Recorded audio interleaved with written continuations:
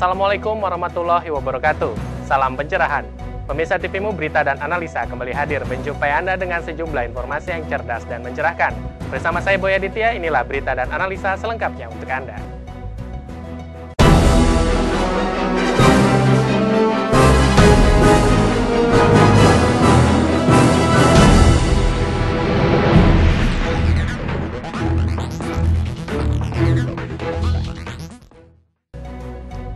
Pemirsa, pimpinan daerah Muhammadiyah Kulon Progo menggelar acara Jalan Sehat sebagai bentuk menyemarakan Pramuktamar ke-47 Muhammadiyah. Para peserta dilepas langsung oleh Bupati Kulon Progo, Hasto Wardoyo. Pimpinan daerah Muhammadiyah Kulon Progo bersama pimpinan cabang Lenda menggelar acara Semarak Pramuktamar Muhammadiyah ke-47. Sederet rangkaian acara meliputi Jalan Sehat, pemeriksaan pengobatan gratis, dan pengajian akbar. Pada hari ini adalah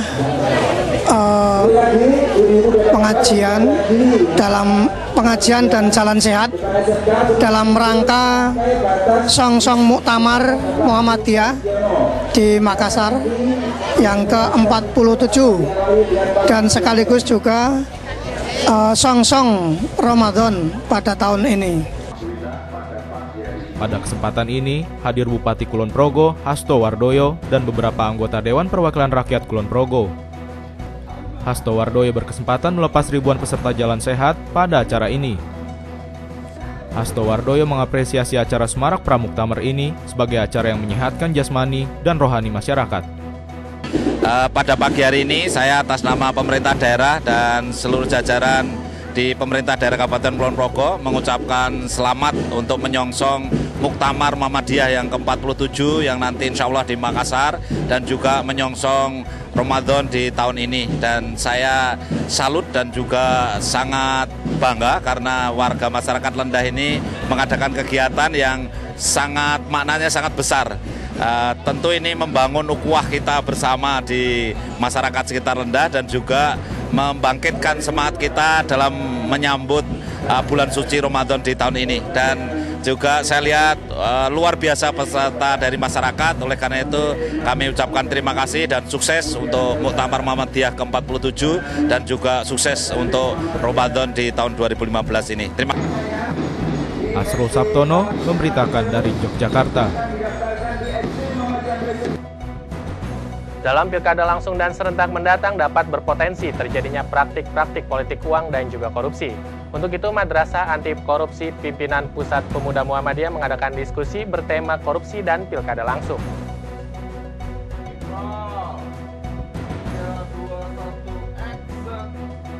Dalam pilkada langsung dan serentak mendatang dapat berpotensi terjadinya praktik-praktik politik uang dan korupsi. Untuk itu, Madrasah Anti Korupsi PP Pemuda Muhammadiyah mengadakan diskusi bertema korupsi dan pilkada langsung.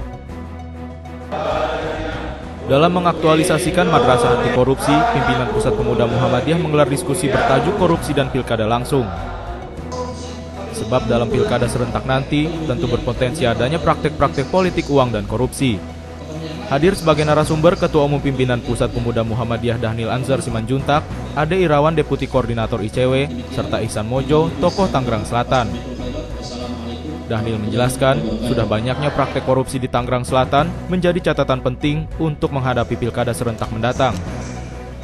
Saat ini kebodohan dan kemiskinan, dua fenomena serupa yang harus terus dilawan dengan gerakan dakwah melawan korupsi. Kemiskinan dan kebodohan, dua fenomena yang serupa, yang sama terjadi pada masa ini. Maka gerakan dakwah melawan kemiskinan dan kebodohan itu harus terus kita lakukan. Nah, salah satu penyebab dari kebodohan dan kemiskinan itu adalah praktek korupsi tadi. Seperti Muhammadiyah yang menginisiasi jihad konstitusi, Pemuda Muhammadiyah juga menginisiasi berjamaah melawan korupsi sebagai proses dalam gerakan dakwah yang begitu penting. Rizky Nurul Ilmi, Bambang Triwibowo memberitakan dari Jakarta. Agar terhindar dari praktik-praktik politik dan korupsi dalam pilkada mendatang, pemerintah dirasakan perlu melakukan pemeriksaan dan pengawasan kepada para kandidat pilkada. Berikut liputan selengkapnya untuk Anda. Pemeriksaan dilakukan dengan harta kekayaan yang dimiliki kandidat. terutama pada calon yang memungkinkan menggunakan fasilitas-fasilitas publik yang bukan pada tempatnya untuk pilkada nanti.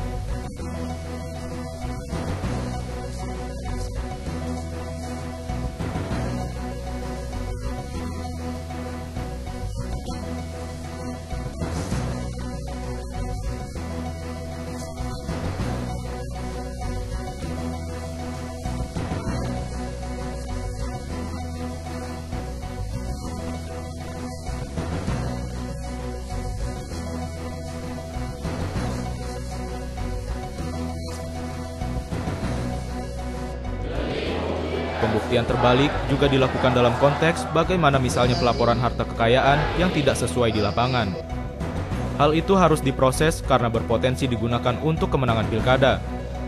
Pemerintah atau penegak hukum perlu proaktif dalam mengatasi masalah itu. Rizky Nurul Ilmi, Bambang Triwibowo memberitakan dari Jakarta. Pimpinan Aisyah Sumatera Utara menyelenggarakan Milad ke-101 Hijriah atau ke-98 Miladiah. Dalam peringatan Milad Aisyah ini dihadiri oleh Ketua Pimpinan Pusat Aisyah Nurjana Johantini. Ketua Umum Pimpinan Pusat Aisyah Siti Nurjanah Johantini hadir di tengah ratusan warga Aisyah Sumatera Utara pada Sabtu 30 Mei 2015 lalu. Peringatan Milad ke-101 perhitungan Hijriah atau ke-98 Miladiah berlangsung di Gedung Dakwah Aisyah Sumatera Utara. Gedung Dakwah Aisyah merupakan fasilitas baru milik Aisyah yang saat ini masih dalam proses penyelesaian. Hadir pada milad itu, Ketua Pimpinan Wilayah Muhammadiyah Sumatera Utara Asmuni, Rektor UMSU Agusani, serta Ketua-Ketua Pimpinan Daerah Aisyah daerah terdekat dari Kota Medan. Pidato Milad Aisyah disampaikan Wakil Ketua Pimpinan Wilayah Aisyah Sumatera Utara Salmi Abbas. Ketua Umum Pimpinan Pusat Aisyah Siti Nurjanah Johantini dalam sambutannya mengatakan, di usia Aisyah yang 1 abad ia meminta agar semua warga Aisyah tetap memelihara spirit Aisyah yang sudah sangat baik. Kita terus menguatkan semangat kita, semangat untuk berdakwah, semangat berislam, bersemangat untuk berjihad fisabilillah. Aisyah ini sudah 1 abad, tadi di pidato miladnya jelas ya, 101 dalam hitungan Hijriah, 98 menurut hitungan Miladiyah. Jadi lagu seabad itu nanti bisa sampai 2017 karena kita 1 abad Miladiyahnya 2017. Nurjanah mengingatkan, mari terus ditingkatkan semangat berdakwah, semangat Islam, dan semangat berjihad. Menandai Milad Aisyah Sumatera Utara itu, Ketua Umum Pimpinan Pusat Aisyah menyerahkan cindramata kepada 7 sesepuh Aisyah sebagai ucapan terima kasih atas perjuangan dan dukungan mereka yang tak pernah henti. Saiful Hadi dan Farhan, TVmu memberitakan dari Medan, Sumatera Utara. Selain menghadiri Milad Aisyah ke-101 Hijriah, Ketua Pimpinan Aisyah Nurjanah Johantini juga menyempatkan diri untuk mengunjungi pengungsi Rohingya dan Bangladesh yang berada di Medan. Gelombang pengungsi Rohingya dan Bangladesh yang terdampar di Aceh dan Sumatera Utara menimbulkan keprihatinan dunia. Banyak perhatian yang diberikan terhadap nasib muslim terzolimi itu dengan memberikan berbagai bentuk bantuan. Di Medan, sebanyak 96 pengungsi yang berasal dari Rohingya dan Bangladesh terdampar di kawasan Pantai Langkat, Sumatera Utara. Dari 96 pengungsi, 56 berasal dari Rohingya, 40 dari Bangladesh, dan 8 diantaranya adalah pengungsi wanita. Ketua Umum Pimpinan Pusat Aisyah Siti Nurjanah Johantini bersama unsur pimpinan Aisyah Sumatera Utara bersilaturahim dengan para pengungsi. Khusus pengungsi wanita, pimpinan Aisyah itu memberikan cindramata dalam bentuk mukena dengan langsung memasangkannya kepada wanita-wanita pengungsi dari Rohingya itu. 96 pengungsi itu kini ditangani pihak imigrasi dan ditempatkan Hotel Braspati kawasan Padang Bulan, Medan. Kehidupan mereka di sini sangat layak karena ditangani oleh Badan Kemanusiaan PBB dan IOM di bawah kelola Imigrasi Indonesia. Pihak imigrasi mengelola kehidupan mereka dengan cukup baik karena ketersediaan makanan diberikan dalam bentuk makanan catering. Keterangan pihak imigrasi kepada TVMU sesungguhnya untuk kebutuhan mereka sudah ditangani dengan baik. 96 pengungsi itu kini mengikuti berbagai aktivitas yang dipandu oleh beberapa LSM kemanusiaan yang ada di Medan.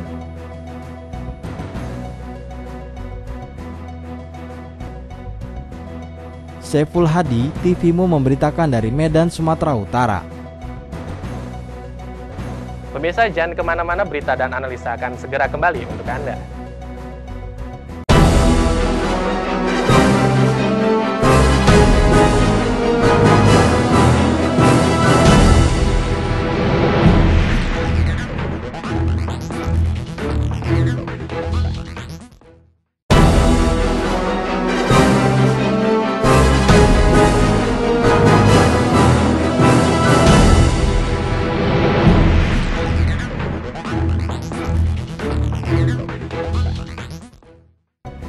Pemirsa, terima kasih masih bersama kami dalam berita dan analisa. Pengelolaan keuangan di daerah yang kurang optimal membuat Dewan Perwakilan Daerah harus merancangkan kembali undang-undang tentang pengelolaan keuangan pemerintah daerah. Melihat kurang optimalnya pengelolaan keuangan daerah, DPD RI membuat rancangan Undang-Undang Pengelolaan Keuangan Pemerintah Daerah atau PKPD. Hal ini dikarenakan masyarakat di daerah masih belum merasakan hasil dari pembangunan sebagaimana yang diharapkan.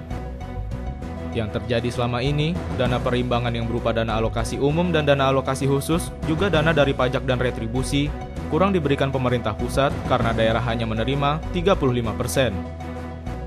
Sedangkan 65%-nya dikelola pemerintah. Padahal, yang berhubungan langsung dengan kepentingan masyarakat adalah pemerintah daerah.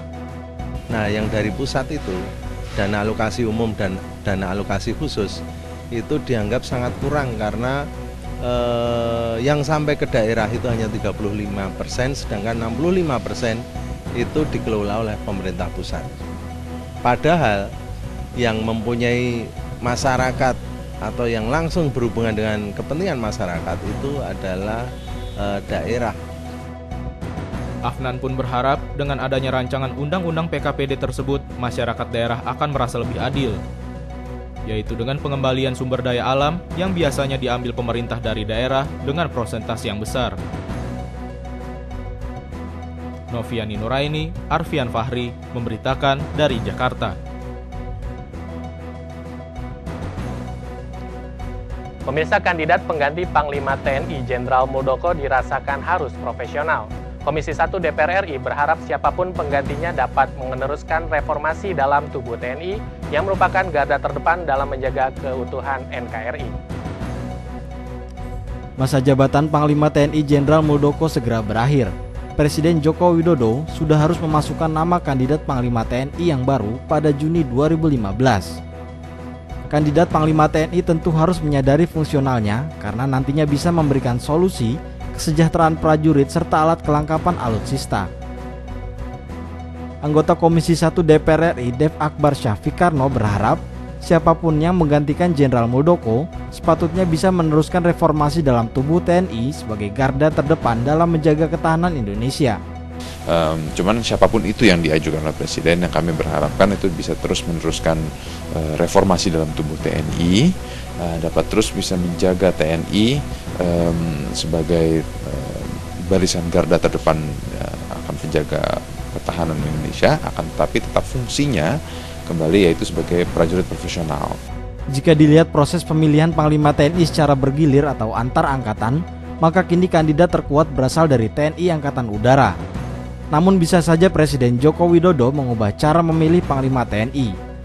Berdasarkan pasal 13 ayat 4 Undang-Undang Nomor 34 Tahun 2004 tentang TNI, jabatan Panglima dijabat secara bergantian oleh perwira tinggi aktif dari tiap angkatan yang sedang atau pernah menjabat sebagai staf angkatan. Rizky Nurul Ilmi, Arfian Fahri memberitakan dari Jakarta. Peringatan hari lahirnya Pancasila dirasakan penting dan perlu, namun semuanya tetap harus disesuaikan dengan implementasi pengamalan Pancasila. Berikut liputan selengkapnya untuk Anda. Melihat sejarahnya, peringatan Pancasila memang perlu dan penting. Tetapi lebih penting ketika peringatan Pancasila diimplementasikan dengan pengamalan di kehidupan sehari-hari, sehingga untuk memperingati Pancasila juga bukan hanya sekali dalam setahun, tapi bahkan setiap hari.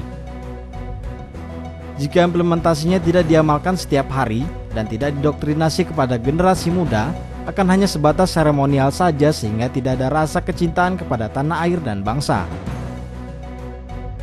Akan tapi lebih penting dan perlu lagi adalah pengamalan daripada Pancasila tersebut. Kita bisa membuat acara seremonial, jangankan 1 kali setahun, setiap hari pun juga kita bisa buat. Akan tapi bila tidak diimplementasikan dalam pengamalannya, dalam kehidupan sehari-hari, dalam kurikulum pendidikan, tidak ada doktrinisasi kepada generasi muda, acara tersebut hanya berhenti di acara seremonial. Anggota Komisi 1 Dev Akbar Syah berharap adanya program jelas dari pemerintah untuk doktrinasi dan implementasi peringatan Pancasila harus dari pemerintah atau dinas pendidikan. Dari situlah rasa cinta tanah air akan tumbuh. Rizky Nurul Ilmi, Arfian Fahri memberitakan dari Jakarta. Kepala Badan Pengembangan Sumber Daya Manusia di Kementerian Hukum dan HAM memastikan jika kinerja di Kemenkumham akan lebih baik dari sebelumnya. Bahkan pegawai lembaga permasyarakatan yang diketahui melakukan kecurangan akan segera ditindak. Apel pagi dan sidak yang dilakukan Kepala BPSDM Herkis Tuti Herkis Nowo di kantor wilayah Menkumham DKI Jakarta menandai bahwa gerakan Ayo Kerja dari Menteri Hukum dan HAM era pemerintahan Jokowi telah dimulai. Terkait peraturan Menkumham RI nomor 7 tahun 2015 tentang rencana strategis Menkumham 2015-2019 bahwa kinerja pelayanan dan pengamanan baik di pelayanan publik serta di lembaga pemasyarakatan akan segera dibenahi. Dalam kesempatan ini, Herkis Tuti Herkis Nowo memastikan tidak ada pelanggaran lagi dalam lingkungan Menkumham. Bahkan pegawai lapas yang diketahui bermain curang sudah diberhentikan dari kepegawaiannya. Ia menghimbau agar segenap pegawai Kemenkumham harus segera berbenah dan bekerja lebih baik lagi. Petugas lapas minggu lalu itu dari tim Baperhubdis sudah menjatuhkan hukuman kepada petugas lapas yang terlibat narkoba dan yang bersangkutan sudah diberhentikan. Jadi tidak lagi sekarang memakan waktu yang lama, begitu memang sudah terbukti langsung diberhentikan, sehingga ini diharapkan sebagai satu shock terapi buat para petugas lainnya supaya tidak melakukan hal yang sama.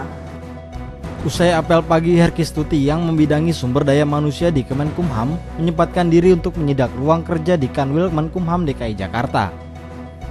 Perempuan ini juga masuk dalam daftar tim seleksi calon Ketua Komisi Pemberantasan Korupsi atau KPK. Deddy Musoni memberitakan dari Jakarta. Pemirsa, untuk mengurangi penipuan berbasis investasi, Bursa Efek Indonesia bersama Otoritas Jasa Keuangan atau OJK melakukan kerjasama dalam bentuk online trading syariah. Seperti apakah online trading syariah tersebut? Berikut penjelasan dari Yustria dari Bursa Efek Indonesia. Walaupun online trading syariah sudah diluncurkan pada tahun 2011, tapi banyak masyarakat yang belum mengetahuinya. Online trading syariah di samping juga dapat mengurangi penipuan berbasis investasi, ternyata juga memenuhi syarat perdagangan secara syar'i. Pada dasarnya saat ini Bursa Efek Indonesia terutama bersama Otoritas Jasa Keuangan sudah punya misi yang sama, yaitu kita ingin mengurangi masyarakat yang terkena penipuan berbasis investasi.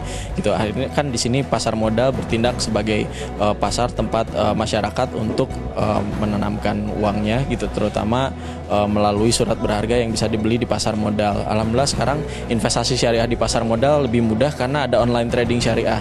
Masyarakat itu bisa membeli saham atau memiliki perusahaan-perusahaan yang tercatat di Bursa Efek Indonesia secara online dan sesuai dengan prinsip syariah juga. Karena dengan online trading syariah, masyarakat hanya bisa membeli saham-saham syariah saja, tidak bisa membeli saham non syariah. Nah, fasilitas ini sebenarnya alhamdulillah sudah dikembangkan sejak tahun 2011 dan setiap tahun pertumbuhan orang yang menggunakan atau investor yang menggunakan online trading syariah ini cukup signifikan gitu ya. Dari tahun 2012 sampai 2014 meningkat sampai 50% gitu ya. Memang dari secara jumlah masih sedikit, cuman persentase pertumbuhannya relatif sangat tinggi gitu. Sampai di tahun 2014 kita dengan adanya online trading syariah, diharapkan masyarakat Indonesia yang mayoritas muslim dapat menggunakannya dan membangun kejayaan ekonomi Islam. Asrul Sabtono memberitakan dari Yogyakarta. Pemirsa, jangan kemana-mana, berita dan analisa akan segera kembali untuk Anda.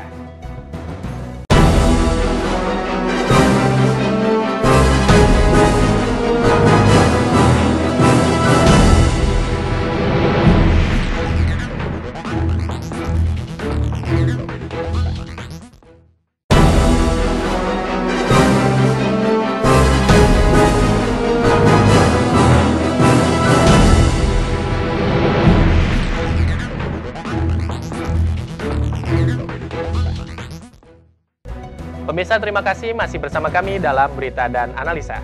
Dalam menghadapi era modern di dunia fotografi, Himpunan Mahasiswa Komunikasi Universitas Muhammadiyah Surakarta mengadakan seminar tentang eksistensi, tantangan, dan peluang fotografi di masa depan. Seminar ini diisi oleh kontributor majalah nasional Geografik Dwi Oblo dan juga spesialis foto Yudi Kusumo, berlangsung selama 4 jam. Dihadiri kurang lebih 80 peserta, seminar dimulai pada pukul 8:30 hingga jam 12 siang. Dalam materinya, Dwi Oblo mengatakan bahwa di masa depan seorang fotografer haruslah siap menghadapi tantangan serta tak kalah dalam eksistensinya. Dunia jurnalis kini mengalami kemajuan yang pesat karena telah didukung alat-alat yang canggih. Karena itu, kini fotografer dituntut lebih kreatif agar karyanya tetap eksis di media. Selain itu, Dwi Oblo juga menyampaikan pokok pentingnya untuk menjadi seorang fotografer, yakni belajar secara teknis dan konten, sehingga akan menghasilkan foto yang bagus dan berkualitas. Dan seorang calon fotografer jurnalis baiknya berangkat dari hobi, karena hobi akan sangat membantu dalam profesinya. Rio Saputro selaku Ketua Panitia berharap dari seminar ini para mahasiswa yang ingin menjadi fotografer dapat menghadapi tantangan di masa depan. Mengingat di era sekarang, hampir setiap orang mampu menggunakan kamera DSLR yang setara dengan kamera fotografer. Roifa, Mentari, UMS memberitakan dari Solo, Jawa Tengah. Pemirsa, fotografi jurnalistik menjadi populer seiring berkembangnya teknologi. Eksistensinya di dunia fotografi semakin kuat, terlebih lagi didukung oleh banyaknya media yang membutuhkan tenaga seorang jurnalis fotografi. Dunia fotografi sudah lama dikenal, begitu juga jurnalistik fotografi yang eksistensinya mulai menjulang. Dengan perkembangan teknologi yang semakin canggih, menjadikan semua orang bisa melakukan hal tersebut. Satu di antaranya adalah perkembangan media online yang menuntut semua fotografer, tidak hanya fotografer jurnalistik, untuk bersikap dan berpikir kreatif. Artinya, itu fotojurnalis sangat-sangat mengalami perkembangan yang sangat pesat, didukung dengan media yang sekarang. Dulu kan cuma media cetak ya, online belum ada, yang sekarang online. Dengan online justru fotojurnalis jadi dibutuhkan sangat banyak sekali. Iya kan? Iya, semua orang dituntut untuk kreatif supaya fotonya masuk kan, otomatis kayak gitu. Jadi peluang fotojurnalis masih sangat tinggi dengan adanya media-media online kalau menurut saya. Dalam talkshow Perang Fotografi, Dwi Oblo, salah satu Reuters National Geographic, juga menyampaikan bahwa ada dua hal yang ingin ditonjolkan dalam jurnalistik fotografi, menginformasikan dan interpretasi sebuah seni. Kreativitas diuji untuk mendapatkan momen. Selain kreativitas, kemampuan membuat caption foto juga sangat penting dalam jurnalistik fotografi. Teknis menjadi hal utama yang harus dikuasai seorang jurnalis fotografi. Yang paling pokok harus belajar. Yang paling pokok adalah belajar. Fotojurnalis itu karena perkembangan yang pesat ini, jadi kalau teman-teman nggak belajar tentang fotojurnalis yang sekarang itu kayak apa, itu pasti akan ketinggalan. Jadi belajar, yang penting belajar tidak harus ini ya, belajar semuanya, mulai dari teknis. Nah, teknis nomor satu itu teknis, memang harus teknis. Jadi ketika di lapangan untuk fotojurnalis itu nggak akan disibukkan dengan alat, habis itu tinggal konten. Bagaimana fotojurnalis itu menggabungkan antara konten sama visual itu bagus. Untuk bertahan menjadi seorang jurnalis fotografi, Link menjadi peluang bertahan yang efektif di luar teknis dan skill yang menjadi syarat pokok jurnalis fotografi. Apalagi Mentari, Roifa, UMS memberitakan dari Solo, Jawa Tengah. Jadi kalau kita Pengembangan kawasan tanpa rokok adalah kegiatan yang dilakukan dalam kegiatan Framework Convention on Tobacco Control yang digelar oleh Universitas Muhammadiyah Surakarta. Pengembangan kawasan mencakup larangan kegiatan promosi dan produksi yang berhubungan dengan rokok. Merokok adalah hak manusia, tetapi merokok juga menyalahi hak orang lain dengan membuat orang lain yang tidak merokok menjadi perokok pasif. Kawasan tanpa rokok harus segera ditegakkan terutama di perguruan tinggi, karena perguruan tinggi memiliki potensi yang besar sebagai sasaran rokok. Di sisi lain, tempat pendidikan paling tinggi tersebut memiliki generasi muda yang bisa membangun dan memajukan kawasan tanpa rokok. Untuk melangsungkan kawasan tanpa rokok, perlu adanya sosialisasi mengenai makna dan manfaat KTR, serta regulasi yang mengatur KTR. Sehingga dengan adanya pemahaman tersebut, KTR dapat dilakukan. Selain itu, harus diimbangi dengan adanya regulasi yang mengikat. Untuk saat ini, sebagian besar perguruan tinggi sudah melaksanakan kawasan tanpa rokok. Universitas, hampir sebagian besar universitas, terutama di kota-kota besar, itu sudah melaksanakan KTR, hanya saja masih parsial. Parsial dalam arti rata-rata diinisiasi oleh Fakultas Kesehatan. Misalnya di UI juga begitu, di Undip juga Fakultas Kesehatan Masyarakat, Fakultas Kedokteran, kemudian khususnya kalau yang di Muhammadiyah, karena Muhammadiyah itu ada kebijakan khusus dari yayasan, hampir semuanya sudah melaksanakan khusus untuk Muhammadiyah. Tapi kalau untuk fakultas yang lain atau universitas yang lain yang bukan yayasan Muhammadiyah itu memang masih parsial-parsial, artinya dilaksanakan oleh kebanyakan fakultas kesehatan. Nuni dan Yusuf memberitakan dari Solo, Jawa Tengah.